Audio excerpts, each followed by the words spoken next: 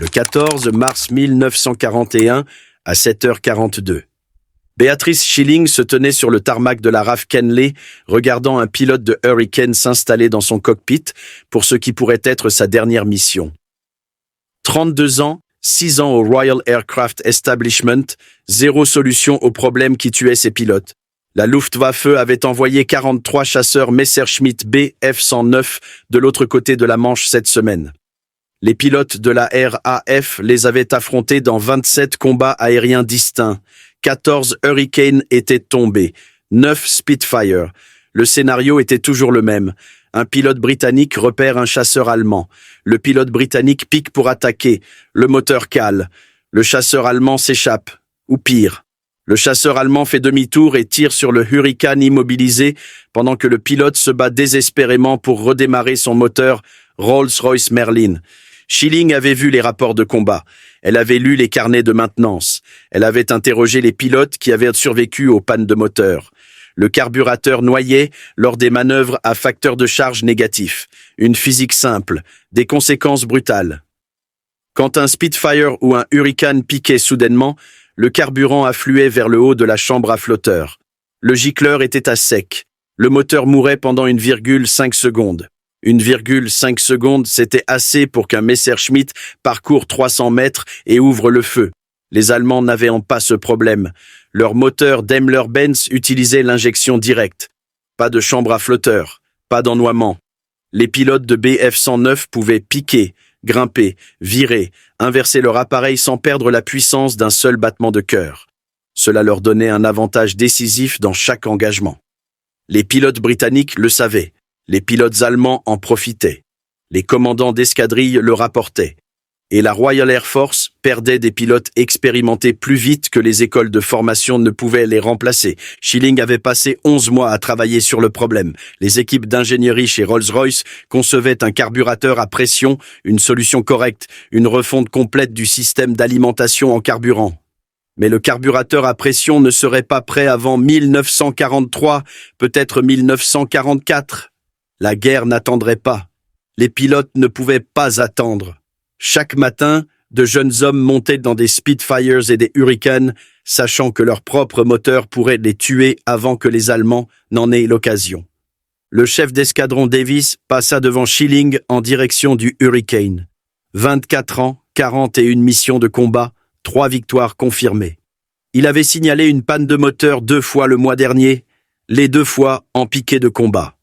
Les 2 fois, il avait survécu par pure chance et 3000 heures d'entraînement. Il fit un signe de tête à Schilling. Elle répondit.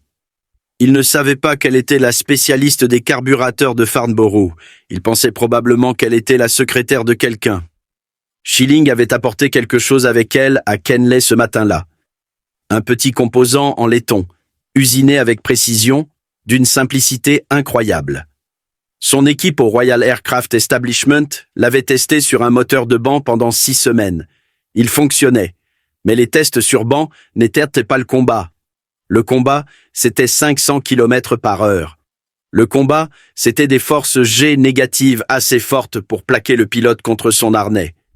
Le combat, c'était la vie ou la mort en 1,5 secondes. Schilling marcha vers sa moto Norton. Dans sa sacoche en cuir se trouvait le limiteur en laiton et un plan qui allait soit sauver la Royal Air Force, soit mettre fin à sa carrière à Farnborough. À midi, elle saurait lequel. Le problème du carburateur avait commencé en juillet 1940. La Royal Air Force était passée au carburant à 100 octanes. Un indice d'octane plus élevé signifiait plus de suralimentation. Plus de suralimentation signifiait 1310 chevaux pour le moteur Merlin au lieu de 1000 Le Spitfire Mark II pouvait atteindre 595 km/h en palier, assez rapide pour rattraper les Messerschmitt 109. Mais le carburateur SU Skinner's Union ne supportait pas les forces G négatives liées aux manœuvres de combat à haute vitesse. Schilling comprenait les carburateurs mieux que quiconque à Farnborough. Elle avait rejoint le Royal Aircraft Establishment en novembre 1939, 1 mois après la déclaration de guerre. Elle était l'une des 2 femmes du département moteur. L'autre femme était secrétaire. Schilling était officier technique principal, chargé de la recherche et du développement des carburateurs.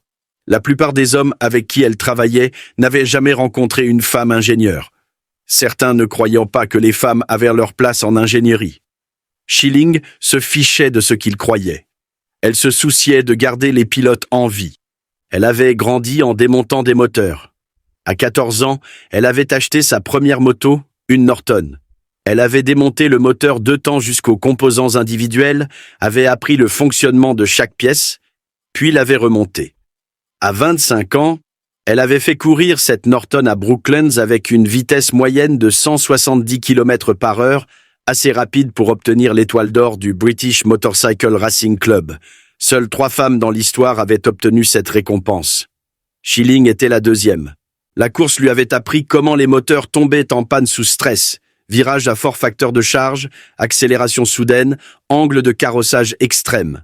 Elle avait appris à sentir ce dont un moteur avait besoin avant que les jauges ne le lui disent.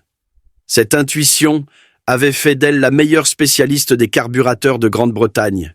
Et maintenant, les pilotes britanniques mouraient parce que leurs carburateurs ne pouvaient pas supporter le stress du combat. La solution lui était venue en janvier. Physique simple. L'ennoiement de la chambre à flotteur se produisait parce que le carburant pouvait s'écouler sans restriction lorsque la gravité s'inversait. Et si on limitait le débit? Pas complètement, juste assez pour éviter l'ennoiement. Le moteur recevrait encore du carburant, mais pas trop. Un disque en laiton avec un trou de diamètre précisément calculé au centre. L'installer dans la conduite de carburant avant le carburateur, limiter le débit de carburant maximum à un peu moins que ce que le moteur demandait à plein régime. Elle avait usiné le premier limiteur elle-même. Forme de dé en laiton, de 3,2 mm de diamètre. Le trou au centre faisait 1 mm. Ses dimensions étaient importantes. Trop grand et le carburateur s'ennoierait encore. Trop petit et le moteur manquerait de carburant à pleine puissance. Elle avait testé 17 de tailles différentes avant de trouver la bonne. Puis, elle avait simplifié le design. Une rondelle plate était plus facile à fabriquer, plus facile à installer, plus facile à remplacer si endommagée. Les tests sur banc montraient que cela fonctionnait. Le limiteur empêchait l'ennoiement lors de simulations de conditions en G négatif. Mais les tests sur banc n'éteignirent pas le combat. Elle devait le tester sur un avion réel, dans des conditions de combat réelles. Le problème était d'obtenir la permission. Installer des modifications non autorisées sur des chasseurs de la RAF violait une 40aine de règlements. Si le limiteur lâchait en combat et qu'un pilote mourait, Schilling serait passible de cour martiale, peut-être d'emprisonnement. Elle décida de sauter la permission et de demander pardon plus tard. Ce matin-là, à Kenley, elle avait 6 limiteurs dans sa sacoche et un sergent mécanicien très coopératif qui lui devait une faveur. Le sergent William Cooper travaillait sur les moteurs Merlin depuis 3 ans. Il avait vu 19 pilotes mourir de panne de moteur. Il ne posa pas de questions quand Schilling lui montra la rondelle en laiton. Il se contenta de hocher la tête et de prendre sa boîte à outils. Le Hurricane était sur l'aire de dispersion. Pilote à l'intérieur, moteur en préchauffage, 20 minutes avant le décollage. Cooper travailla vite. Il déconnecta la conduite de carburant entre la pompe et le carburateur. Le limiteur se glissa en place. Il le souda avec un petit chalumeau au butane. 60 secondes de travail. La modification était invisible à moins de savoir où regarder. Schilling vérifia la soudure. Propre, solide, professionnel. Le chef d'escadron Davies volerait avec le limiteur. Il ne savait pas qu'il était là. Schilling ne le lui avait pas dit, n'avait pas dit au commandant d'escadrille, n'avait dit à personne sauf Cooper. Si le limiteur lâchait et que Davis mourait, il n'y aurait aucune trace papier, aucun formulaire d'autorisation, aucune documentation de test, juste un pilote mort et une rondelle en laiton qui n'aurait pas dû être là. Le moteur Merlin du Hurricane rugit à pleine puissance. Davies effectua les vérifications pré-vol. Pression d'huile bonne, température du liquide de refroidissement bonne, magnétos fonctionnant sur les 12 cylindres. Il relâcha les freins. Le Hurricane roula vers l'avant, prit de la vitesse, décolla. Schilling le regarda monter, 250 mètres, 400 mètres, 600 mètres. Le Hurricane vira au sud vers la Manche. Elle avait apporté une paire de jumelles. Elle regarda Davis monter à 4500 mètres. 2 autres Hurricanes le rejoignirent. Une section de 3, formation de patrouille standard. Ils volèrent vers Dungeness. Les chasseurs allemands avaient été actifs au-dessus de Dungeness toute la semaine. Si Davis rencontrait un Messerschmitt, il devrait piquer et le limiteur fonctionnerait ou non. Schilling attendit sur le tarmac. Cooper se tenait à côté d'elle. Aucun des deux ne parla. Les mécaniciens préparaient 2 autres Hurricanes pour la patrouille de l'après-midi. Un camion-citerne passa en grondant. Des mécanos criaient du jargon technique à travers l'air de dispersion. Les sons normaux d'une base de chasseurs en guerre. Schilling n'entendait rien. Elle calculait les débits de carburant dans sa tête. 1 millimètre. Débit maximum à plein régime. Durée en G négatif. 1,5 secondes. Les calculs étaient bons, mais les calculs n'étaient pas le combat. 40 minutes passèrent. 1 heure. Silence radio de la section de Davis. Cela pouvait tout signifier.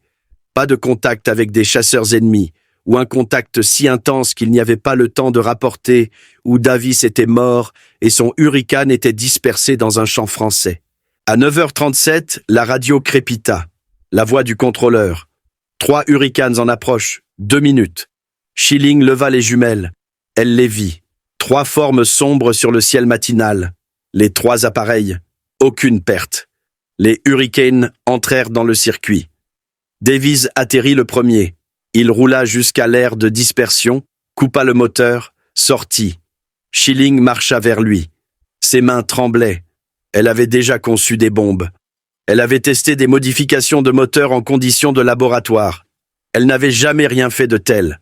Jamais installé une modification non autorisée et envoyé un pilote en combat pour la tester. Davis enleva son casque. Il souriait. C'était inhabituel. Les pilotes ne souriaient pas après les patrouilles de combat. Ils avaient généralement l'air épuisés, hantés. Davis avait l'air excité. Cooper posa la question. « Des problèmes avec le moteur, mon commandant ?» Davis regarda Cooper, puis Schilling, puis de nouveau Cooper. « La meilleure performance du Merlin de toute sa vie, dit-il.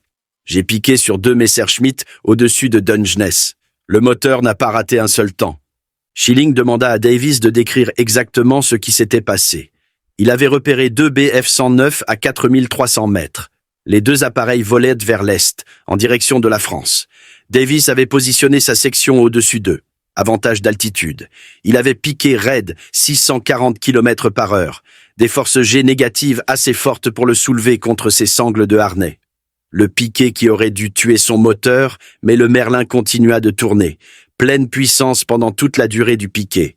Davis s'était approché à 180 mètres avant que le pilote allemand ne le voie. Il avait tiré une rafale de 3 secondes, vu des impacts à la racine de l'aile gauche du Messerschmitt. Le chasseur allemand vira sec à droite et s'enfuit vers la France. Davis avait remonté, regagné de l'altitude. Le moteur avait fonctionné à la perfection. C'était la première fois en 11 mois que Davis avait mené avec succès une attaque en piqué sans que son moteur ne cale. Il voulait savoir ce que la maintenance avait fait à son Hurricane. Schilling le lui dit. Elle expliqua le limiteur, la rondelle en laiton, la limitation du débit de carburant. Davis la fixa pendant 5 secondes. Puis il se tourna vers Cooper. « Mettez ce truc dans tous les Hurricanes de cette base, » dit-il. « Aujourd'hui. » Schilling expliqua que ce n'était pas autorisé. Davis se fichait de l'autorisation. Il se souciait de survivre au combat. Chaque pilote à Kenley avait perdu des amis à cause de panne de moteur. 19 pilotes morts en 6 mois. Davis dit que si les bureaucrates voulèrent le traduire en cour martiale pour installation d'une modification non autorisée, ils pouvaient le faire après la guerre. Pour l'instant, son escadrille avait besoin de moteurs qui fonctionnent. Cooper installa des limiteurs dans 4 autres Hurricanes cet après-midi-là. Schilling en avait apporté 6. Elle en garda un pour les tests. 5 Hurricanes effectuèrent des patrouilles de combat avec des limiteurs au cours des 3 jours suivants. 0 panne de moteur. 12 attaques en piqué menées avec succès contre des chasseurs allemands. Les pilotes rapportèrent que les moteurs Merlin tournaient parfaitement, mieux que parfaitement. Certains pilotes affirmèrent qu'ils obtenaient plus de puissance en altitude. La nouvelle se répandit vite. Le 18 mars, chaque commandant d'escadrille du 11e groupe connaissait le limiteur. Ils le voulaient, tous, immédiatement. Schilling reçut 14 appels téléphoniques en 2 jours. Pouvez-vous venir sur notre base? Pouvez-vous apporter plus de limiteurs? À quelle vitesse peuvent-ils être fabriqués? Le problème était l'approvisionnement.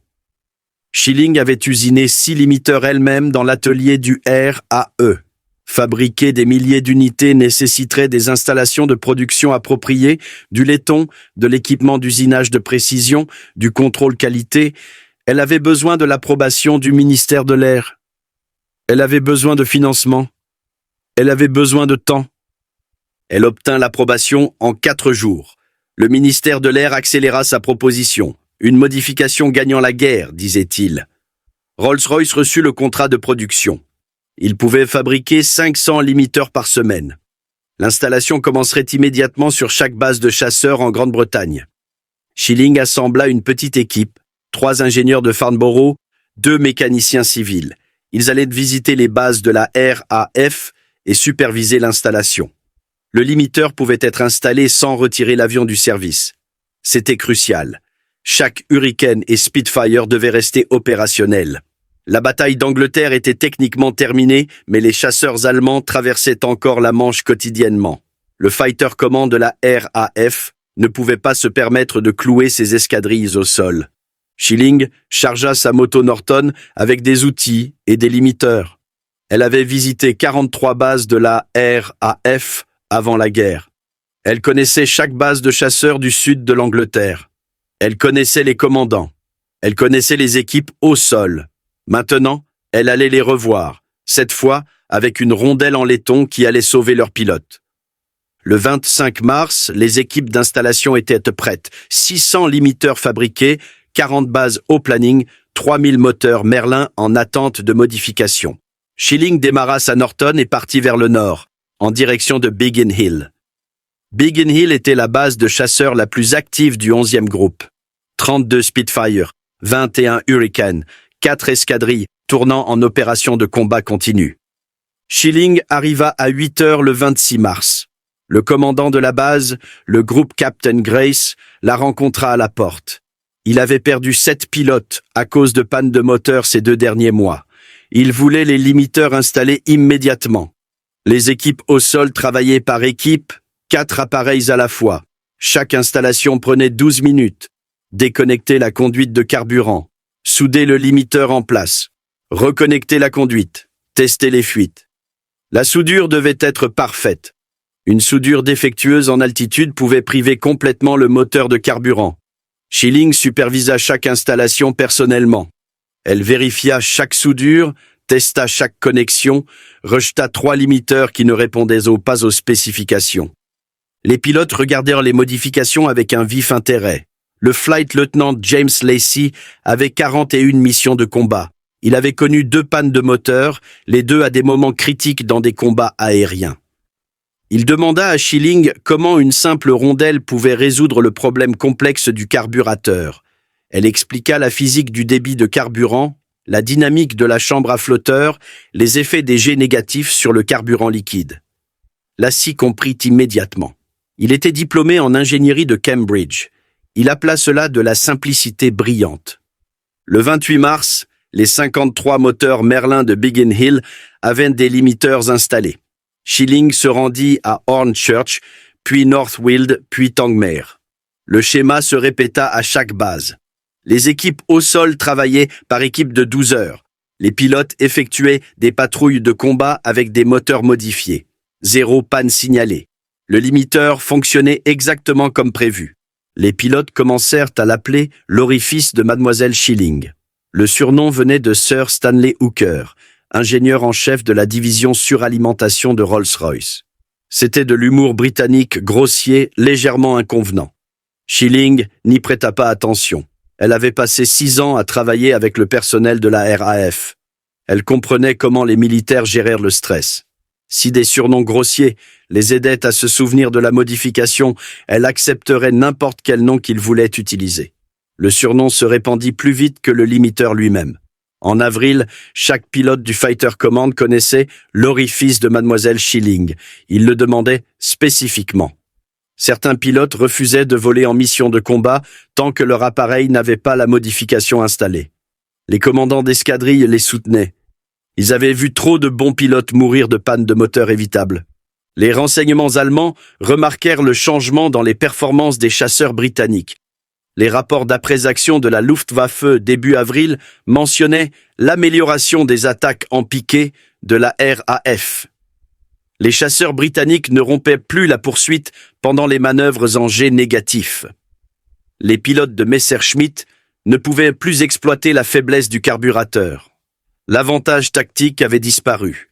À la mi-avril, l'équipe de Schilling avait installé des limiteurs dans 2100 moteurs, Merlin, tous les Hurricane et Spitfire du Fighter Command, toutes les unités d'entraînement opérationnelles, tous les appareils en réserve.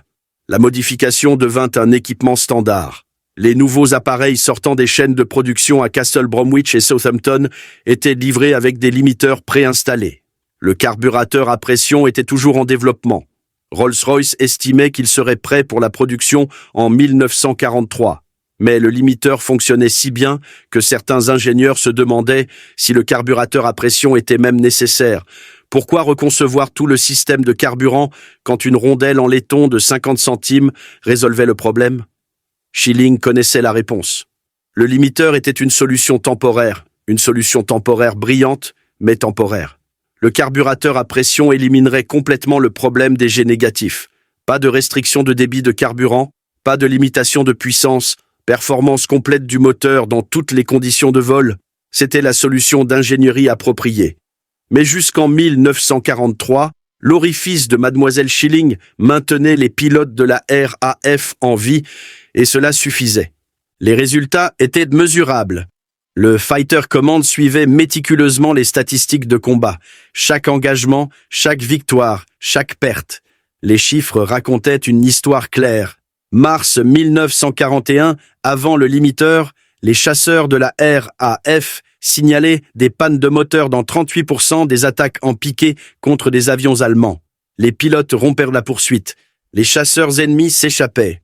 Ou pire, les pilotes allemands reconnaissèrent la faiblesse et en profitaient. Ils attiraient délibérément les chasseurs britanniques dans des attaques en piqué, sachant que les moteurs Merlin tomberaient en panne. Avril 1941, après le limiteur, les pannes de moteur pendant les attaques en piqué tombèrent à 0,4%, presque inexistantes. Les quelques pannes qui se produisirent étaient sans rapport avec le carburateur. Problème que mécanique, dommage de combat, attrition normale. Le ratio victime/perte s'améliora immédiatement. Mars avait été brutal. Le Fighter Command perdit 47 Hurricanes et Spitfires au combat. Il abattit 61 avions allemands, un ratio d'1,3 pour 1, à peine équilibré. Avril fut différent. 29 chasseurs britanniques perdus. 94 avions allemands détruits, un ratio de 3,2 pour 1. Le limiteur n'était pas le seul facteur, mais les commandants d'escadrille le créditèrent comme un contributeur majeur. Les pilotes rapportèrent une confiance accrue au combat. Le Flight Lieutenant Robert Stanford Tuck volait sur Spitfire depuis Duxford. Il avait connu 4 pannes de moteur avant le limiteur. Après l'installation, il menait des attaques en piqué sans hésitation. Il détruisit 3 Bf-109 en mai, 2 autres en juin. Il crédita le limiteur de lui avoir donné la confiance nécessaire pour adopter des tactiques agressives. La modification s'étendit au-delà du Fighter Command. Le Coastal Command de la RAF demanda des limiteurs pour ses chasseurs Beaufighter. Le Bomber Command en voulait pour ses avions d'entraînement. Même la Fleet Air Arm s'enquit de l'installation sur les chasseurs embarqués. Schilling coordonna la production avec Rolls-Royce. En juin, il fabriquait 1000 limiteurs par semaine. Le limiteur resta en service jusqu'en 1943. Rolls-Royce introduisit finalement le carburateur à pression en janvier 1943. Le nouveau carburateur éliminait complètement le problème des jets négatifs. Il utilisait des principes d'injection similaires aux moteurs allemands. Pas de chambre à flotteur, pas d'ennoiement, alimentation en carburant parfaite dans toutes les conditions de vol. Mais convertir les avions existants au carburateur à pression nécessitait des modifications importantes. Retirer l'ancien carburateur, installer de nouvelles pompes à carburant, recabler les commandes du moteur. Chaque conversion prenait 8 heures. Pendant ces 8 heures, l'avion ne pouvait pas voler en mission de combat. Le Fighter Command ne pouvait pas se permettre de clouer ses escadrilles au sol pour une maintenance prolongée, alors ils conservèrent les limiteurs. De nombreux appareils volèrent avec l'orifice de Mademoiselle Schilling jusqu'en 1944, certains jusqu'à la fin de la guerre. Les nouveaux Spitfires et Hurricanes de production reçurent des carburateurs à pression, mais les appareils plus anciens conservèrent leurs limiteurs. Les pilotes leur faisaient confiance. Les équipes au sol savaient les entretenir. Si ça marche, on ne change pas. Schilling passa à d'autres projets. Elle travailla sur des systèmes de démarrage par temps froid pour les moteurs en Islande et en Russie. Elle étudia les problèmes de mélange de carburant à haute altitude. Elle contribua à concevoir des systèmes de suralimentation améliorés pour les versions tardives du Merlin. Le Royal Aircraft Establishment la garda occupée avec des dizaines de défis techniques. Mais le limiteur resta sa contribution la plus célèbre. Les pilotes s'en souvenaient, les ingénieurs l'étudiaient. Après la guerre, les écoles d'aviation l'enseignaient comme un exemple de résolution élégante de problèmes sous pression. Solution simple, mise en œuvre immédiate, résultat mesurable et salvateur. Tout ce que le bon génie doit être. Kit Maddock, ingénieur en chef au hangar 42 pendant la guerre, le dit des années plus tard. Beatrice Schilling nous a aidés à gagner la Seconde Guerre mondiale. De cela, il n'y a aucun doute. Le limiteur était une modification gagnant la guerre. Le travail de Schilling ne s'arrêta pas au limiteur. Le Royal Aircraft Establishment avait des dizaines de problèmes critiques nécessitant des solutions. Panne de moteur à haute altitude. Givrage du système de carburant par grand froid. Problème de démarrage en conditions arctiques. Chaque problème menaçait des vies de pilotes. Chaque problème atterrissait sur le bureau de Schilling. Elle travailla sur des modifications pour temps froid pour les Spitfire déployés à Mourmansk. Les températures hivernales russes descendaient à moins 40 degrés Celsius. L'huile moteur standard se transformait en boue. Les batteries mourraient. Les conduites de carburant gelaient. Les pilotes britanniques ne pouvaient pas démarrer leurs appareils. Les équipes au sol soviétiques n'avaient aucune expérience des moteurs Merlin. Schilling développa une procédure de démarrage à froid, utilisant de l'huile préchauffée et des mélanges de carburant modifiés. Cela fonctionna. Les Spitfires volèrent en mission de combat au-dessus de Mourmansk pendant l'hiver 1941. Elle étudia les problèmes de performance en haute altitude. Les versions tardives du Spitfire volaient à 10 600 mètres. Le moteur Merlin avait du mal à cette altitude. Air raréfié, faible teneur en oxygène, le mélange de carburant devait être précisément calibré. Trop riche et le moteur s'en noyait, trop pauvre et il surchauffait. Schilling développa des modifications de carburateurs compensant l'altitude qui améliorait la puissance de 8% au-dessus de 9100 mètres. Sa vie personnelle resta séparée de son travail. Elle avait épousé George Naylor en septembre 1938. Il travaillait au Royal Aircraft Establishment en tant qu'aérodynamicien. Quand la guerre commença, il s'engagea dans le Bomber Command de la RAF. Il vola sur Avro Lancaster avec le 625e escadron, 31 missions de combat au-dessus de l'Allemagne.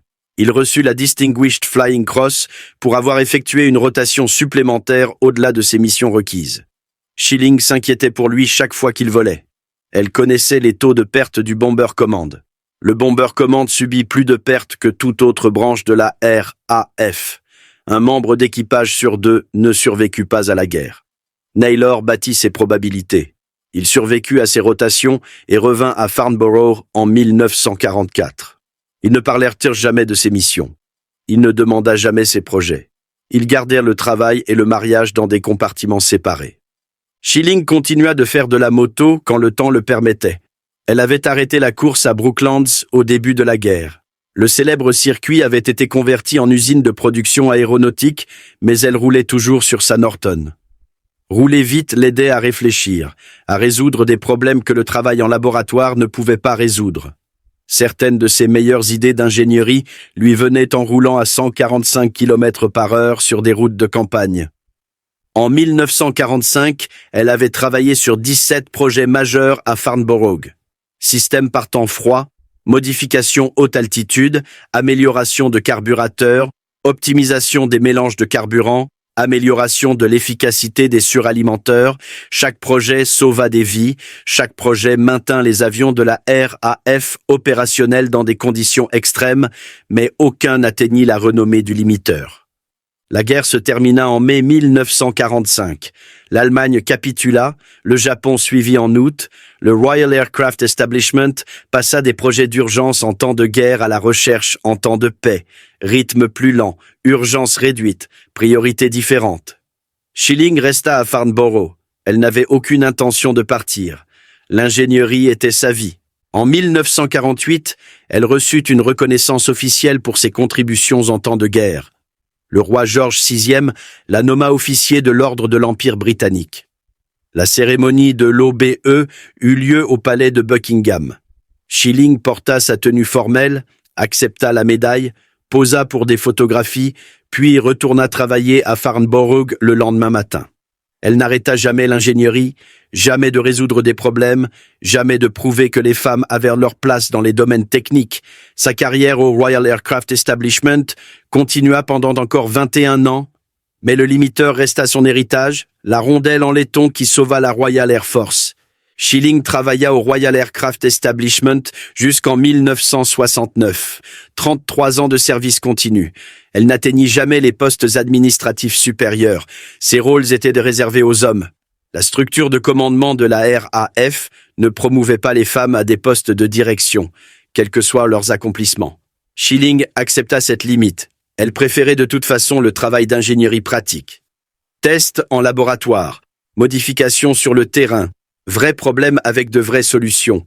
Ces projets d'après-guerre inclurent le programme de missiles Blue Streak, le premier missile balistique de la Grande-Bretagne. Schilling travailla sur les systèmes d'alimentation en carburant et les performances à haute altitude. Elle étudia les effets du freinage sur piste mouillée pour les avions à réaction. Les accidents à l'atterrissage tuaient plus de pilotes que les pannes de moteur dans les années 1950. Comprendre comment l'eau sur les pistes affectait la friction des pneus pouvait sauver des vies. Schilling publia 3 articles techniques sur le sujet. Elle aida même à concevoir un bobsleigh pour l'équipe olympique de la Royal Air Force. Projet étrange pour une ingénieure aéronautique, mais la conception d'un bobsleigh impliquait l'aérodynamique, la répartition du poids et la gestion de la friction, des compétences que Schilling avait maîtrisées en 30 ans. L'équipe de la RAF utilisa sa conception en compétition. Ils ne gagnèrent pas de médaille, mais ils ne se crachèrent pas non plus. Schilling prit sa retraite en 1969 à 60 ans. Elle passa sa retraite à restaurer des motos anciennes, à faire de la course occasionnellement lors d'événements de moto classiques, à entretenir sa Norton. Elle avait gardé la même moto depuis 1934. La machine avec laquelle elle avait couru à Brooklands, la machine qui lui avait appris comment les moteurs se comportaient sous stress extrême. Elle mourut le 18 novembre 1990, à l'âge de 81 ans. Elle laissa derrière elle son mari, George, et une vie d'accomplissement en ingénierie. Les nécrologies dans les journaux britanniques se concentrèrent sur le limiteur, la rondelle en laiton, l'orifice de Mademoiselle Schilling. Tout ce qu'elle avait accompli d'autre était en note de bas de page. Son héritage survécut de manière inattendue. En 2011, un pub à Farnborough fut renommé The Tilly Schilling. Le musée de Brooklands acheta ses trophées et badges de course en 2015. Winchester Heritage la célébra en 2018 comme l'une des femmes extraordinaires du Hampshire. En 2019, la Royal Holloway University inaugura le bâtiment Beatrice Schilling pour les étudiants en ingénierie électronique. Le 8 mars 2019, le maire de Whitley dévoila une plaque à la bibliothèque locale, 110 ans après sa naissance. Le limiteur lui-même devint un exemple pédagogique. Les écoles d'ingénierie du monde entier l'étudièrent. Solution simple à un problème complexe, mise en œuvre immédiate sous la pression de la guerre, résultat mesurable et salvateur. Tout ce que le bon génie doit accomplir. Certaines universités conservèrent des limiteurs originaux exposés, petites rondelles en laiton dans des vitrines de musées. Rappelle que les solutions élégantes ne nécessitent pas de complexité.